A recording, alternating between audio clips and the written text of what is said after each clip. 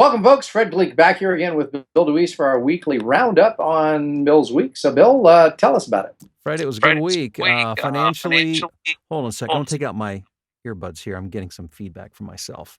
I've heard enough of myself this week. I don't need to hear my voice anymore. $6,680 was my total for this week. It was a very profitable week. And did it feel like a lot more work? No, it really didn't. And you already are aware of this, but for the benefit of those who are listening or viewing this, I've had a plan over the past few years. Of course, the plan is always work less, get paid more, right?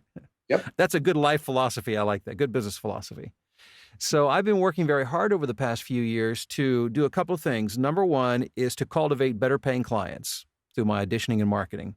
And number two is to systematically let go of my lower pay clients. And so I've been doing that. And what I found is that I'm just, I'm not working any harder. And I continue to raise the bar a little bit. So, okay. Although most people are probably, and this is before we get into the specifics of individual days, I think this point is important. So many people may be at the beginning of their career. We don't know who is really listening or watching. So let's understand that there are some people who might be at a point where doing that similar kind of transition might be helpful. Explain exactly what went on and how you sort of made this happen. Well, first of all, it probably took me 5 to 6 years to get to that point into my career to do that, because my only concern initially was to fill my day, to get as much work as I could. And it's after I consistently booked my entire day that I began to do this. So what I simply did was with Mallory's help, she would look and let me know, okay, our lowest yielding clients, who do we make the least amount of money from? And that's not the only consideration versus the work. I mean, explain what. No, it could be like, for instance, it could be clients that pay like narration clients who pay a lower per minute finished minute rate. Okay. But that's not the only consideration, though. And not to make it complicated, but it's a function of price, volume of work that they provide, and how easy they are to work with. Yeah, I would think that those three factors make a whole lot of sense. They do. And I can't say there's an exact equation that we plug it into. It's just a sense of, okay, are they a hassle? Are they a pain in the butt to work with? Yeah, I don't care how much they pay me. We don't want to work with them anymore. Yep. And then I have some people that, by money standards, they're not the best paying clients, but they're really easy. I don't have to redo stuff for them. And they send me a lot of work. So they give me a really good base that I can count on every month. So, but those are the main factors that you use to consider. Yeah. But that mix isn't any kind of specific percentage mix that you decide. Yeah, no. It's just a sense of, again, pay, difficulty, or ease of which they are to work in the volume that they give me. Got it. And so for most people, again, let's go back then. It took you 5, 6 years to get to that point. Yeah. What you did is you decided, okay, I want to be working, let's pick a number, 40 hours a week, which is really a lot. Yeah. But say that was a number. So you ramped up from day 1 to year 6 and got to that point, and that's when you started pruning, correct? Yes, correct. Okay. Yeah. Good. Because I remember when we first met, you were like, wow, we got to find a way for you to work less hours. And I was working 40, but it was a hard 40. Yeah. It was a hard 40. Yeah. And now, really, truth be told, I'm working really maybe 6 hours a day on the voiceover stuff, because I'm still doing some voiceover coaching, and there are some work I have related to that takes me an hour or two during the day as well. So that sounds good. Okay, so let's back it all up then and start it. Well, Monday, and I'm going to give you a daily breakdown on dollars too, because I think it's kind of telling as well. I made $1,576 on Monday, and I lost a job. I started the week by losing a job it would have been a brand new Chinese client, and they had contacted me Friday and had said, okay, we're trying to get the script worked out. Well, long story short, I got a message Monday morning saying they went ahead. They had to use a local talent because of the time difference. They decided they needed it earlier than they thought, and it was going to pay pretty well. I forget how much it was paying, but it would have been a big job. And so I started off with a little heartbreak on Monday, but I soon forgot about it in the flurry of activity. So I did a project for Aramark on waste reduction. A narration on how to use layout templates Um, Exciting stuff. I'm telling you, a tutorial on something called ScanX, some scanning thing. I did a radio commercial for the Canadian Automobile Association, and I did some training for CDM Smith on how they do company contracts. Well, backing up for a second, one of the things that many people listening or watching will experience is that whole feeling or that situation in which you have something and then you lose it. Yeah. Now, at this point in your career, your reaction would probably be very different than, say, 8 years ago. Yes. So Yes. let's talk about that for a second. What what was it like then? How did you handle it? And how is it different now? I will never forget the first major client that I ever lost. And actually, I let them go because here's what happened. It was I'm trying to remember the name. It was like I was reading the op-ed articles for a newspaper, and I can't remember the name of it, but every day, it was work every day. Yeah. And it didn't pay that great, but it was every day. It was thousands a month. Yeah. And they contacted me and they said, we need to cut your pay in half. And I decided at that point I wasn't going to do that because it required me working in the evenings as it was, because the articles would come in the evening and I'd have to have them recorded for the next morning. So I said no, knowing that I was losing. It was about $2,400 a month, as I recall, and that hurt. And how long ago was this? Oh, that would have been about 6 years, 7 years ago. Okay. But I'll never forget it because it was the first time I really took a big gulp. Like, can I survive this? Yeah. So you would have gone from $2,400 a month down to $1,200 a month or thereabouts. Yes. Yeah. For daily work, that was a pain in the butt, to be honest. But you decided you could probably fill that time with somebody who was willing to pay more. And what's amazing, Fred, is honestly, I never missed the money. I mean, if you were to look at my, the weekly, I was able to start auditioning and market, and I filled that void very quickly. Just out of curiosity, have you kept pretty accurate records from day one in terms of your amount of money that you've created over the years?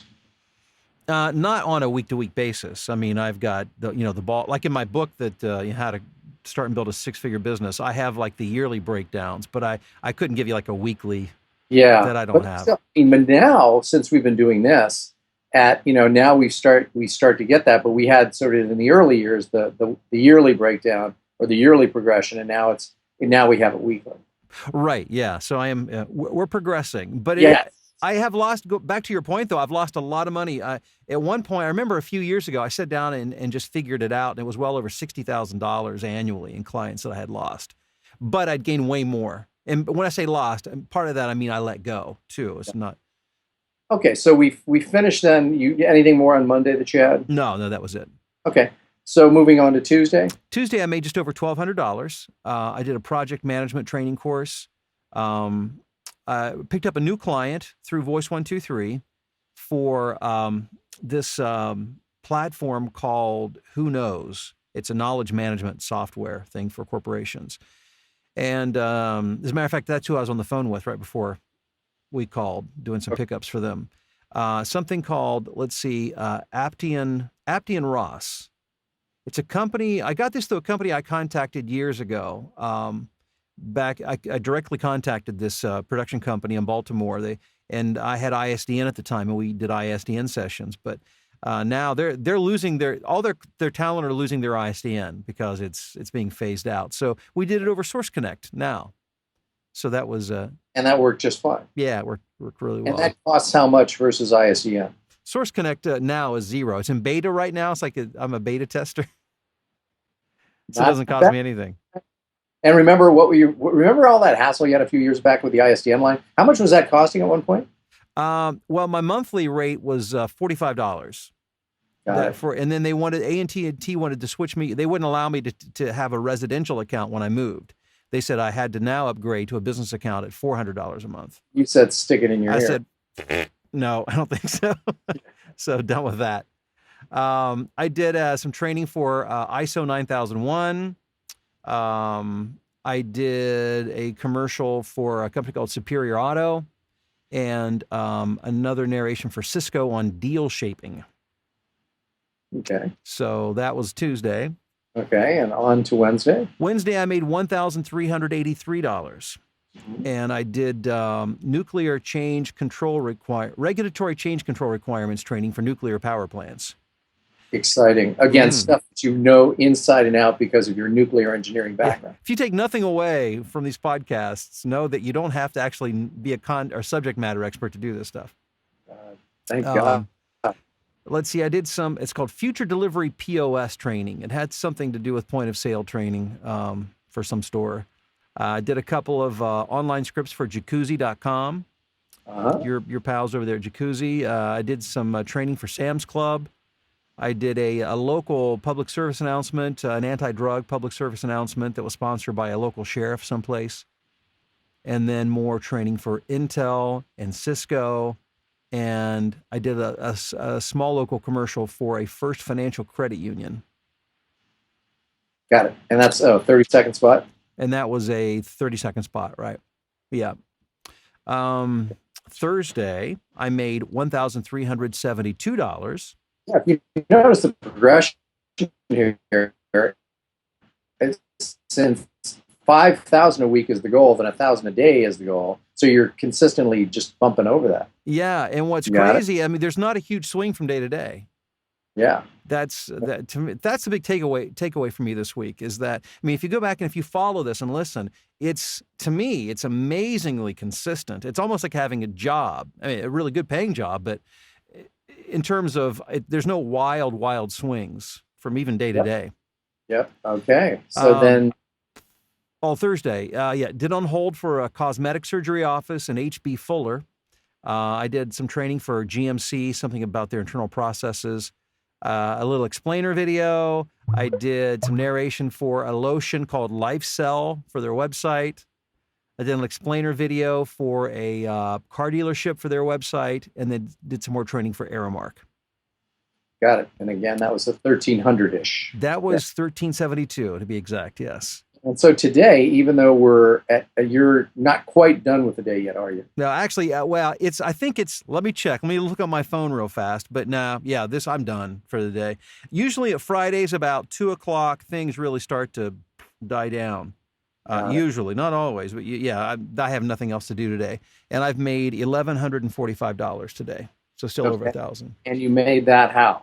I did a couple of spots for PGA merchandise shop at Whistling Straits. Apparently the tour is hitting there this weekend or next weekend. Got it. I did the golf tour for those, because Bill and I. PGA. Sorry about that. Yes. I did an explainer video narration for something called Edge Insights.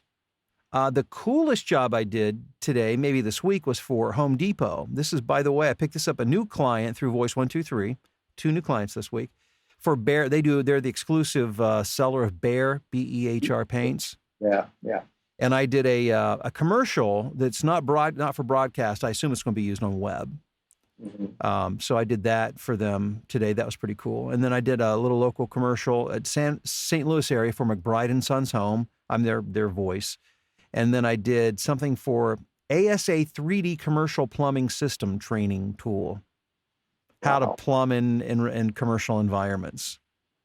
God, something that you, again, know into. Again, I mean, if I could remember everything I ever read, I would be brilliant in many topics. Yes. Encyclopedia Britannica would be second to you in terms of knowledge. Exactly. And so that's my week at $6,680. Yay. Wow. And a good week at that. And so for those people who are watching/listening, we want to remind them that they do have a little bit of time to still sign up for our pay-to-play, how you make, the bulk or quite a bit of your money. Tell them a little bit about what that's going to be. Yeah, we're going to start a 5-week webinar series beginning this Tuesday on how to make money with pay-to-play sites. If you notice, I usually have about 2 new clients every week, and most of them come through pay-to-play sites. And there's a reason for that. It's not by accident. Otherwise, I wouldn't do it every week. There's obviously some things I understand that I'm doing consistently that allow me to do that. And so over the course of the 5 weeks, we're going to talk about and make sure that you understand all of the elements of making money with pay to play. Now, the live webinar is sold out. We limited it to 20. That's sold out almost immediately. But what you can do is you can purchase the access to the videos. As we're done with the webinars, we'll upload those videos and you can have unlimited access to those. And as right now, the price is $297, but as of after Tuesday, the price is going to go up. So, um, It's a good deal. And by the yeah, way, I will be a very interested interviewer because, again, I am trying to get my voiceover career off the ground, and I will be peppering Bill with questions about how to make this happen. that makes me more nervous than anything else to know that you're going to be peppering me with questions. It should be because basically I am the Mike Wallace of voiceover. You could have been an attorney. I could have been, yeah. Yeah. But I try to play one on TV. But So, this is going to be a cool program. I'm well, excited about it. yeah, it will be very informative. I'm fascinated. It's always easier for me when I'm, super interested in the material. Not that I'm not like every week we do this, but I'm very, very interested in learning more about this. So I'd encourage everybody to get on board and get a hold of that in one way, manner, shape, or form. And the website to go and register to purchase that is VOP2PSuccess.com. Sounds good. Well, folks, there you have it. Bill's week and a few little other tasty items for you to chew on. Bill, thanks a lot for your time. Thanks, Fred.